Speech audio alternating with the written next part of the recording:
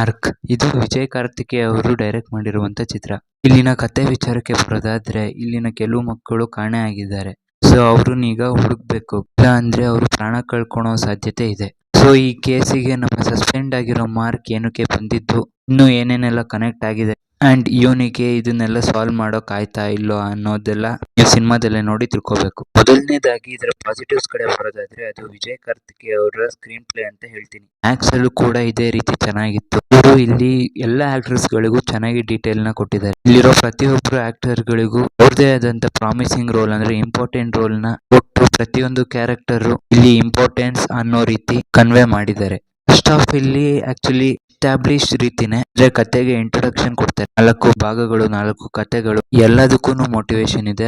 ಮತ್ತೆ ಅದೆಲ್ಲದು ಕನೆಕ್ಟ್ ಆಗ್ಬೇಕು. ಕನೆಕ್ಟ್ ಆಗೋ ರೀತಿಯಲ್ಲಿ ಬರುವಂತ ಇನ್ನೊಂದಷ್ಟು ಪಾತ್ರಗಳು ಒಂಥರ ಇಂಪಾರ್ಟೆಂಟ್ ಅಲ್ಲ ಅಂದ್ರೂ ಕೂಡ ಬ್ಯಾಕ್ ಗ್ರೌಂಡ್ ಅಲ್ಲಿ ನಡಿಬೇಕಾದಂತ ಕೆಲಸಗಳನ್ನ ಬೇರೆ ಬೇರೆ ಪಾತ್ರಗಳಿಗೆ ಅಸೈನ್ ಮಾಡುವಂತದ್ದು. ಕತೆನ ತುಂಬಾ ಸ್ಪೀಡ್ ಆಗಿ ತಗೊಂಡೋಗಿದ್ದಾರೆ, ಎಲ್ಲೂ ಕೂಡ ಬೋರ್ ಹೊಡಿಸಲ್ಲ. ನನ್ನ ಎಕ್ಸ್ಪೀರಿಯನ್ಸ್ ಪ್ರಕಾರ ಹೇಳ್ಬೇಕಂದ್ರೆ ಫಸ್ಟ್ ಹಾಫ್ ನಲ್ಲಿ ಚೂರು ಕನೆಕ್ಟ್ ಆಗಲ್ಲ. ಅಂದ್ರೆ ಕತೆ ಎಲ್ಲಿಗೆ ಹೋಗುತ್ತೆ, ಏನು ಕತೆ ಶುರು ಆಯ್ತು, ಕತೆ ಎಲ್ಲಿಗೆ ಹೋಗಿ ಮುಟ್ಟುತ್ತೆ ಅಂತ ಹಲವಾರು ಡೌಟ್ ಗಳು ಹುಟ್ಟುತ್ತೆ. ಆದ್ರೆ ಅದನ್ನ ಸೆಕೆಂಡ್ ಹಾಫ್ ನಲ್ಲಿ ಎಲ್ಲಾ ಕನ್ಕ್ಲೂಡ್ ಮಾಡಿ ನಿಮ್ಮನ್ನ ಕನೆಕ್ಟಿಂಗ್ ಆಗಿಡೋದಕ್ಕೆ ಪ್ರಯತ್ನ ಪಟ್ಟಿದ್ದಾರೆ ಅಂತಾನೆ ಹೇಳ್ಬೋದು. ಇಲ್ಲಿ ಗ್ಯಾಪ್ ನಲ್ಲಿ ಆಡೋ ಆಕ್ಷನ್ ಗಳು ಸಖತ್ ಥ್ರಿಲ್ ಕೊಡುತ್ತೆ. ಆಕ್ಷನ್ ಸಖತ್ತಾಗಿದೆ. ಫಸ್ಟ್ ಹಾಫ್ ನಲ್ಲಂತೂ ಬರೀ ಆಕ್ಷನ್ ಅಂತ ಹೇಳ್ಬೋದು. ಈ ಎಕ್ಸ್ಪ್ರೆಷನ್ ಪರ್ಫಾರ್ಮೆನ್ಸ್ ಅಂತ ಏನು ಸಿಗೋದಿಲ್ಲ. ಬರೀ ಹೀರೋನ ಬಿಹೇವಿಯರ್ ಮತ್ತೆ ಅವನು ಆ ಸ್ಟೋರಿಗೆ ಆ ಸಿಚುವೇಶನ್ ಗೆ ಹೇಗೆ ವರ್ತಿಸ್ತಾನೆ ಅನ್ನೋದನ್ನ ಇಲ್ಲಿ ತೋರ್ಸೋಕೆ ಪ್ರಯತ್ನ ಪಟ್ಟಿದ್ದಾರೆ ಅನ್ಬೋದು. ಕ್ಯಾಸ್ಟಿಂಗ್ ಅಲ್ಲಿ ಇಲ್ಲಿನ ಆಕ್ಟರ್ಸ್ ಗಳನ್ನ ತಗೊಂಡಿದ್ರೆ ಚೆನ್ನಾಗಿರೋದು ಅನಿಸ್ತು. ಯಾಕಂದ್ರೆ ಕನ್ನಡ ಡಬ್ಬಿಂಗ್ ಅಲ್ಲಿ ಆತರ ನಮಗೆ ಅನಿಸ್ತು.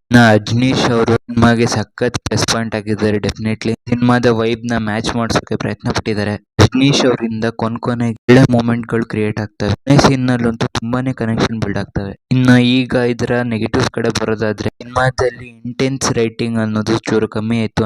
ಅಂದ್ರೆ ಈಗ ಥ್ರಿಲ್ಲರ್, ಆಕ್ಷನ್ ಥ್ರಿಲ್ಲರ್, ಸಸ್ಪೆನ್ಸ್ ಸಿನಿಮಾಗಳಲ್ಲಿ ಟೈಮ್ ಬೌಂಡ್ ಗಳಿಂದ ಮೂಮೆಂಟ್ಸ್ ಗಳು ಕ್ರಿಯೇಟ್ ಆಗುತ್ತೆ. ಅಂದ್ರೆ ಇಲ್ಲಿ ಥ್ರಿಲ್ ಇಟ್ಟಿದ್ದು ಚೆನ್ನಾಗಿದೆ. ಈ ತರ ಟ್ವಿಸ್ಟ್ ಬರುತ್ತೆ ಅಂತ ಗೊತ್ತೇ ಇರ್ಲಿಲ್ಲ. ಸೀನ್ ಇಲ್ಲಿ ಸೂಪರ್ ಆಗಿತ್ತು ಅಂತ ಅನ್ಸುತ್ತೆ. ಅಂಡ್ ಈವನ್ ಮ್ಯಾಕ್ಸ್ ಅಲ್ಲೂ ಕೂಡ ಆ ರೀತಿ ಮೂಮೆಂಟ್ಸ್ ಗಳಿತ್ತು. ಆದ್ರೆ ಇಲ್ಲಿ ಅದು ಚೂರು ಇರ್ಲಿಲ್ಲ ಅಂತ ಹೇಳ್ತೀನಿ. ಸಿನಿಮಾ ತುಂಬಾ ಫ್ಲಾಟ್ ಆಗಿ ಹೋಗ್ತಿತ್ತು ಅಂತ ಅನಿಸ್ತು. ಎಂಗೇಜಿಂಗ್ ಆಗಿರುತ್ತೆ, ಆದ್ರೆ ಈ ಸಿನಿಮಾದ ಇಂಪ್ಯಾಕ್ಟ್ ತುಂಬಾನೇ ಕಮ್ಮಿ. ಎಲ್ಲ ತುಂಬಾ ಈಸಿಯಾಗಿ ಮೂವ್ ಆಯ್ತು ಅಂತ ಅನ್ಸುತ್ತೆ. ಅಂಡ್ ಈವನ್ ಇಂಟರ್ವಲ್ ತನಕನೂ ಬರೀ ಸ್ಟಾರ್ ಗಳ ಆಕ್ಟರ್ ಗಳ ಎಸ್ಟಾಬ್ಲಿಷ್ಮೆಂಟ್ ಅಲ್ಲೇ ಹೋಗುತ್ತೆ. ಸಿನಿಮಾ ತುಂಬಾ ಸರ್ಪ್ರೈಸ್ ಮಾಡೋದಿಲ್ಲ.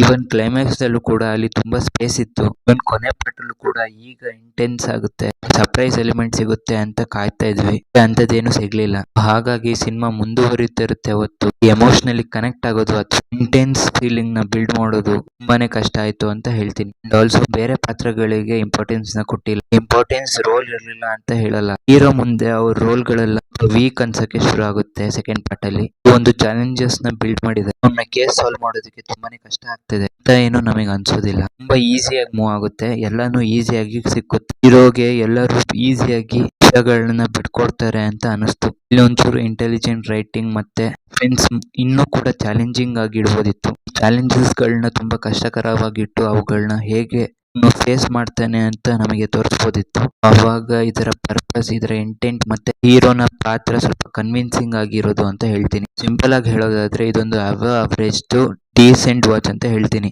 ತುಂಬಾ ಎಂಗೇಜಿಂಗ್ ಆಗಿ ನಿಲ್ಲುತ್ತೆ. ಎಕ್ಸ್ಟ್ರಾಸ್ ಅಂತ ಏನಿರೋದಿಲ್ಲ, ಬೋರ್ ಹೊಡ್ಸೋದಿಲ್ಲ. ಬಟ್ ಅದರ ಜೊತೆಗೆ ರೇಟಿಂಗ್ ಅಲ್ಲಿ ಇನ್ನೊಂದು ಸ್ವಲ್ಪ ಇಂಟೆನ್ಸಿಟಿ ಇರಬಹುದಿತ್ತು ಅಂತ ಹೇಳ್ತೀನಿ. ನಾನು ಸಿಗ್ತೀನಿ ಮುಂದಿನ ವಿಡಿಯೋದಲ್ಲಿ. ಅಲ್ಲಿ ತನಕ keep watching and please subscribe to my channel.